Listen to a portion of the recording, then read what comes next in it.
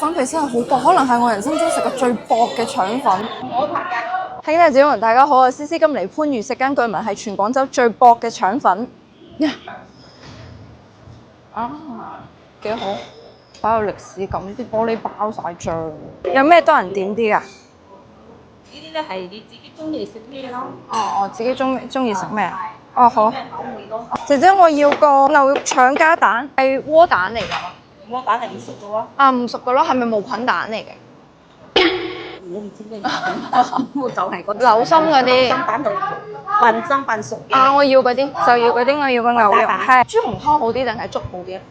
你自己中意食豬紅湯咧就呢度開咗幾耐？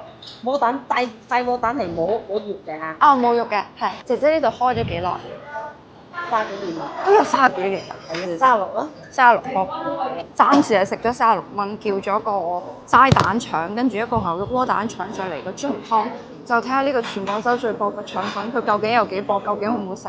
我已經開始出汗，一陣個鼻哥咧好多汗珠，你哋唔好話我甩粉啊！唔該晒。誒，唔該。哇，有好多豬紅，有枸杞葉，仲有啲葱同埋薑，11蚊。番茄同豬紅搭咁樣。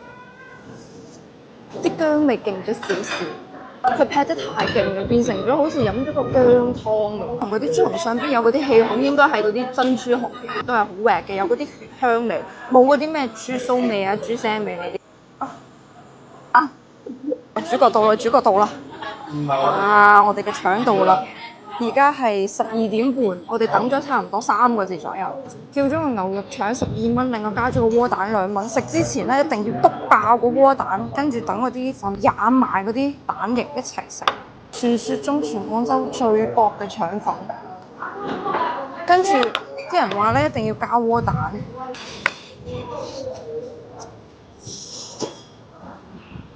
真係非常之薄，但係咧就係好似冇咩米漿味，同埋我哋平時食嗰啲好滑嘅粉，係嗰啲有啲黏黏韌韌啊，然之後好似有啲膠質喺入邊嗰種感覺。我中意佢咁薄，但我唔中意佢嘅口感，我中意食啲滑啲嘅腸粉。但係14蚊一大份嚟講嘅話，算可以。我哋仲點咗個齋蛋腸11蚊，呢個就要睇緣分啦。佢啲蛋已經停晒，即係唔係份份都可以有窩蛋嗰個效果。煲蒜蓉辣椒醬，試下先。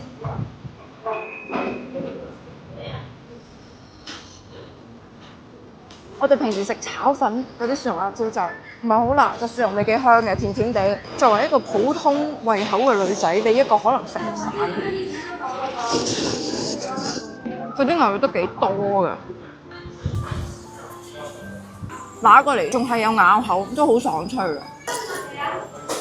佢原本個粉咧，我覺得就係冇咁啱我口味，但係你染埋嗰個蛋液之後，就變得零舍滑，仲有嗰啲蛋香味，我就覺得好好食啊！